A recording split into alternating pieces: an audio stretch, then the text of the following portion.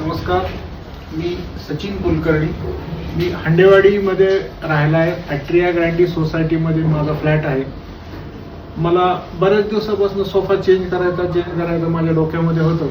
पण बॉन्डमध्ये असणारे माझे हे जे मित्र आहेत अनिश, यांचा कॉन्टॅक्ट मला 2 ठिकाणावरून यांचा रेफरन्स मिळाला होता. एक रेफरन्स मिळाला त्यांच्या बाबांचा नंबर आणि एक रेफरन्स मिळाला स्वतः अनिशचा नंबर. मी त्या रेफरन्सवरून अनिशला एकदा फोन केला होता, पण अनिश त्यावेळेस नेमका कुठल्या तरी एका कार्यक्रमामध्ये एंगेज असल्यामुळं तो मला त्यावेळेस मिळू शकला नाही. पण मी त्याचीच वेट करत राहिलो आणि पुढचे 15 दिवस मला वेळ का व्हायना, पण मला अनिशकडनं सोफा बनवायचं म्हणून आम्ही त्या गोष्टीला लेट करत राहिलो.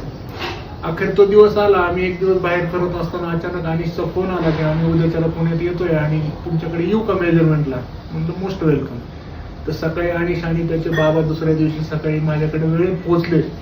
त्यांनी सांगितलं होतं की आम्ही 10 वाजता येणार आणि 10ला 5 कमी असतानाच ते माझ्या घरात टच झाले. त्या दिवशी ते समोर येताना त्यांची फाईल वगैरे सगळी घेऊन आले होते की ज्यामध्ये त्या फॅब्रिकचे सगळे डिझाईन, त्याच्यामध्ये असणारे सगळे मेजरमेंट हे सगळे त्यांनी आम्हाला समजावून सांगितले. फोम कसा असणार, त्याच्यामध्ये आतमधलं लाकूड कुठला वापरणार, त्याचे मेजरमेंट कसे असणार, त्याच्यात पिलोज कशा असणार, पिलोजचे पिलो कव्हर कसे असणार, ते ओपन करून वॉश कसे करता येतात, हे सगळ्या गोष्टी त्यांनी समजून सांगितल्या. त्यानंतर स्टूल घेतल्यानंतर स्टूलच्या आतमध्ये स्टोरेज असतं. हे स्टोरेज त्यांनी आम्हाला व्हिडिओ मार्फत दाखवलं.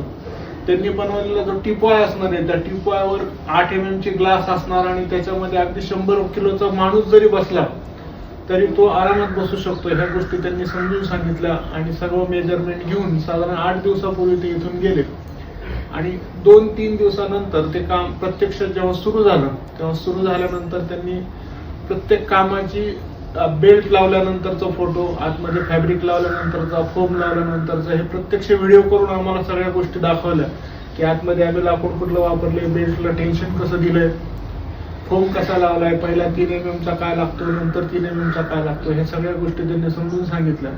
वेळोवेळी व्हिडिओ करून पूर्ण सोफा तयार झाल्यानंतर पूर्ण सोफ्याचा फोटो त्यांनी आम्हाला पाठवला.